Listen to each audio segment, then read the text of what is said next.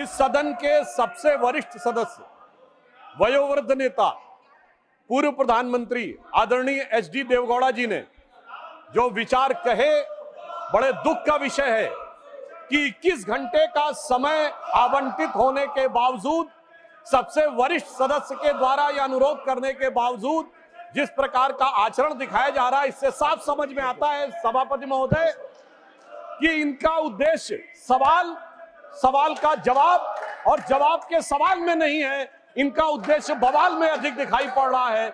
इसलिए ये अपोजिशन की इस नियत को भी स्पष्ट करता है। अब मैं विषय पे आता हूं।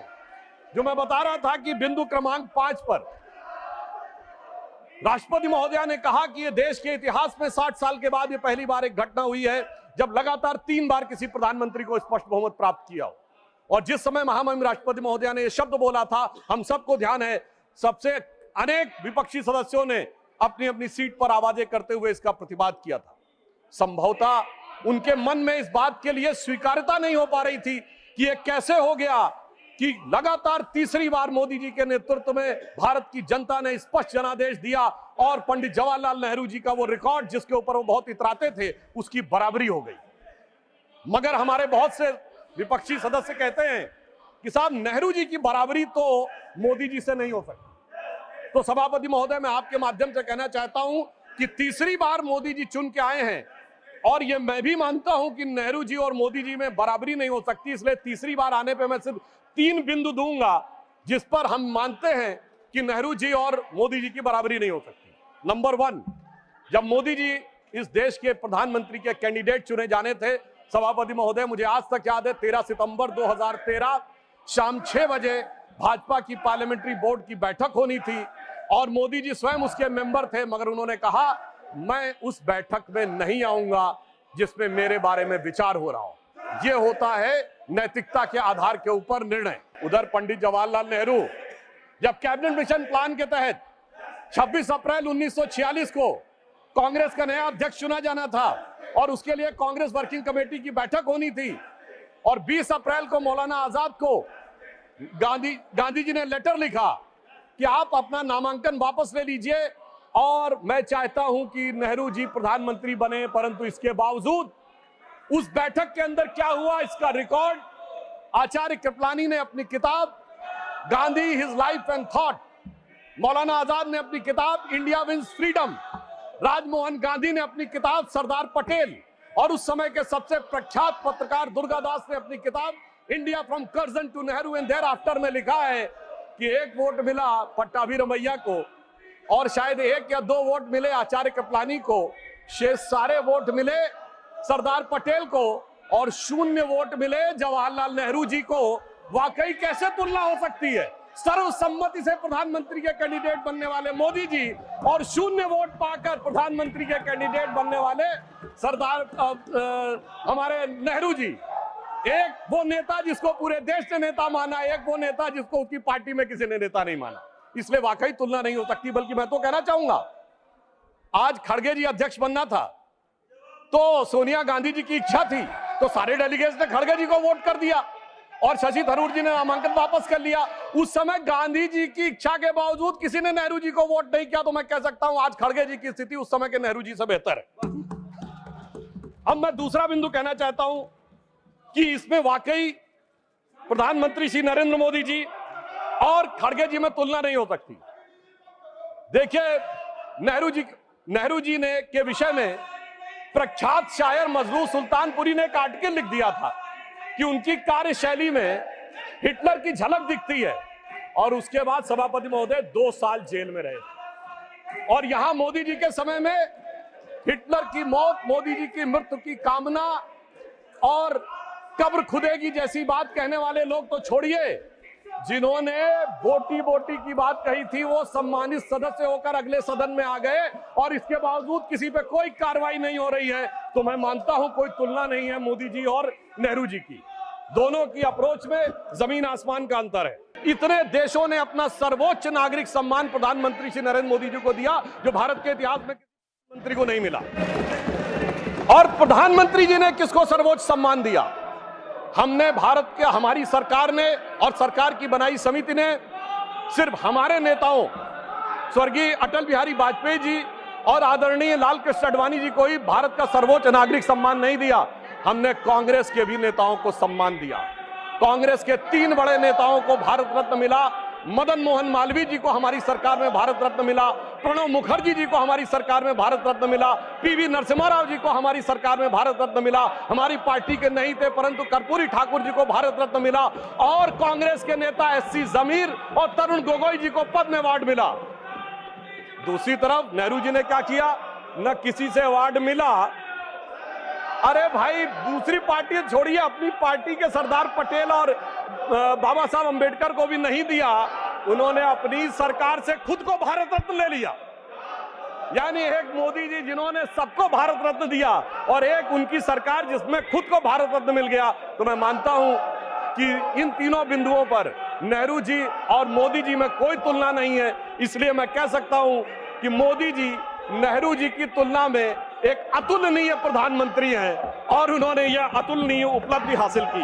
मगर सभापति महोदय, जब भारत की सांस्कृतिक चेतना की बात आती है तो निश्चित रूप से हमारे मन में नालंदा, बोधगया और उसी के साथ साथ भव्य श्री राम मंदिर का विषय भी आता है। परंतु इस बार बड़ी मजेदार बात है कि अयोध्या की लोकसभा सीट पर हमें वांछित सफलता नहीं मिली और उसको लेकर इनके चेहरों के ऊपर जो चमक दिखाई पड़ती है, ये अपने आप में राजनीतिक विश्लेषकों के लिए एक फूड फॉर थॉट है।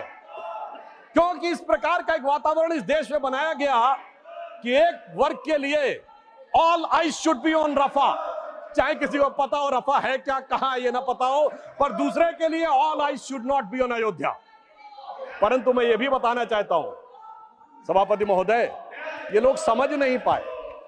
अयोध्या में जब हमें वांछित सफलता नहीं मिली तो हमारे विरोधी बता क्या रहे हैं? देखिए साहब, आप अयोध्या हार गए, बस्ती हार गए, प्रयागराज हार गए, चित्रकूट हार गए, नासिक, रामटेक और रामेश्वरम, यानी भगवान राम से जुड़े सारे स्थलों के बारे में बता रहे हैं कि यहां भारतीय जनता पार्टी को वास्तविक, जैसे कई तो ऐसी सीटें थी, रामेश्वरम कभी नहीं जीते थे।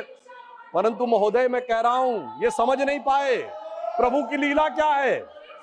जो लोग ये कहते थे कि राम हुए नहीं, इसका सबूत दो, वो उत्तर से दक्षिण तक राम से जुड़े स्थानों का सबूत दे रहे हैं कि अयोध्या भी राम से जुड़ी थी, बस्ती भी जुड़ी थी, प्रयागराज भी था, रामटेक भी था, रामेश्वरम भी था। अरे आपको लगता है कि भगवान हमको हरवाने के लिए आए थे? नहीं, आपको अपना अस्तित्व मनवाने के लिए आए थे।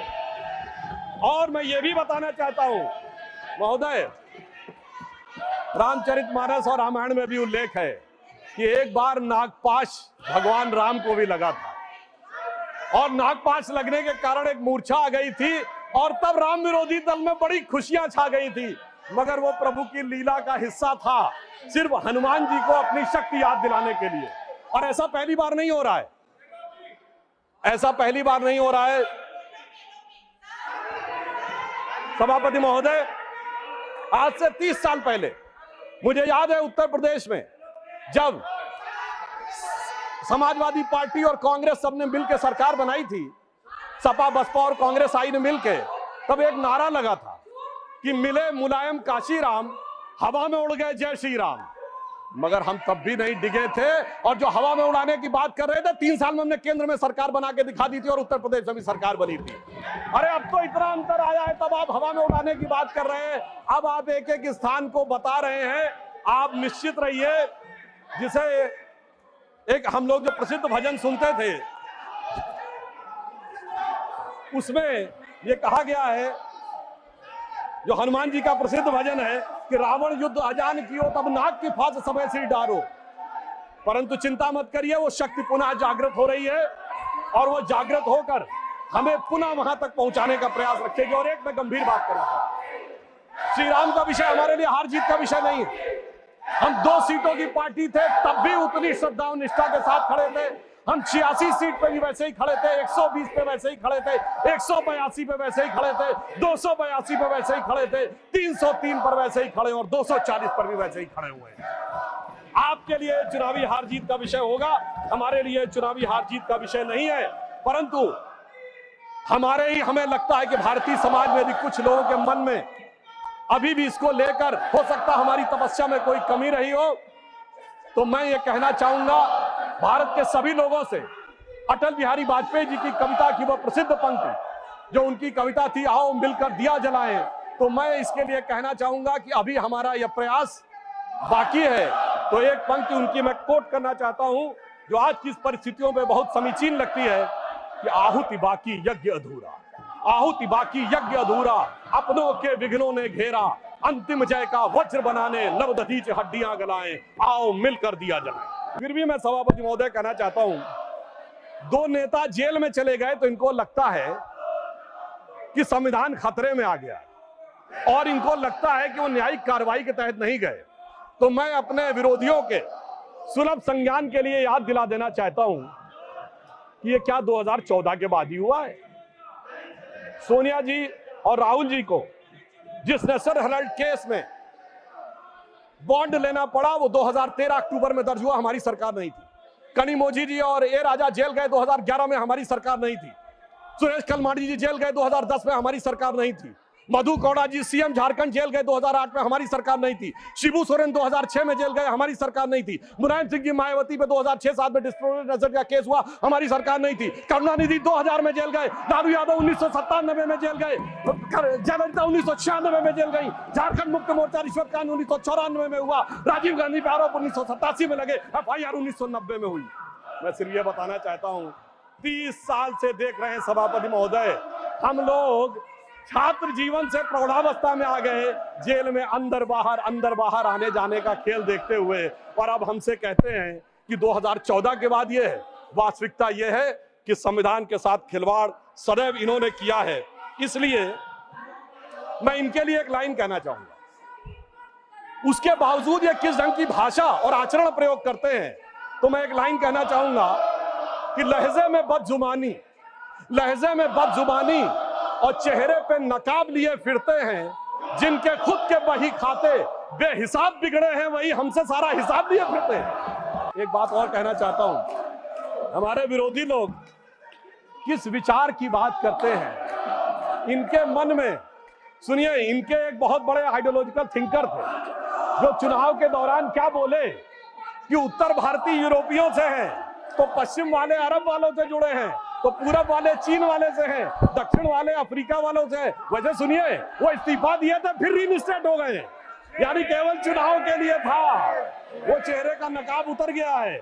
उत्तर प्रदेश में आज समाजवादी पार्टी और कांग्रेस एक साथ आए हैं, तो मैं सिर्फ इतना कहना चाहूंगा कि ये लोग जिस वोट बैंक के चक्कर में साथ साथ आए हैं, वो एक के लिए बड़ा चिंता का सबब बनने वाला है। महोदय, ये कुछ हिंदी फिल्मों की पुरानी स्टोरी की तरह है कि पुराना आशिक लौट के आ रहा है। अगर वो पुराना इश्क जाग गया तो आप ये समझिए कि ये समाजवादी पार्टी के लिए बहुत बड़ी चुनौती होने वाली है, क्योंकि वो कहते हैं, सपा कहती है मेरा कारनामा तो देख, तो कांग्रेस कहती है मैं तेरा आशिक पुराना तो देख, तो उधर एक हैदराबादी हजरत है जो कहते हैं मेरा घराना तो देख, और इस ट्रायंगल से का एक नया स्वरूप इस चुनाव में उभरता हुआ नजर आया है। नीट के विषय में भी एक बात कहना चाहता हूं सभापति महोदय, नीट को लेकर हमारी सरकार पूरी तरह संवेदनशील भी है और सतर्क भी है। हमारे शिक्षा मंत्री जी ने कहा किसी एक भी बच्चे के साथ अन्याय नहीं होने देंगे, मगर मैं इनसे पूछना चाहता हूं, जब एनटीए के चीफ को हटा दिया गया, जांच कॉन्स्टिट्यूट हो गई, मामला सर्वोच्च न्यायालय में विचाराधीन है, तो ये क्या अपने को सर्वोच्च न्यायालय के विजडम से ऊपर समझते हैं? यदि विषय सर्वोच्च न्यायालय में विचाराधीन है तो उससे पहले इस प्रकार का वातावरण बनाना, इसका अर्थ यह हो गया कि यदि न्यायालय उस पर टिप्पणी देने जा रहा है, मगर हम उससे पहले उसके ऊपर विवाद करना चाहते हैं। और मैं ये भी बताना चाहता हूं कि महोदय, आज जो लोग बोल रहे हैं, राजस्थान में 1.5 दर्जन पेपर लीक आउट हुए थे, हमारी सरकार ने तो संवेदनशीलता की बात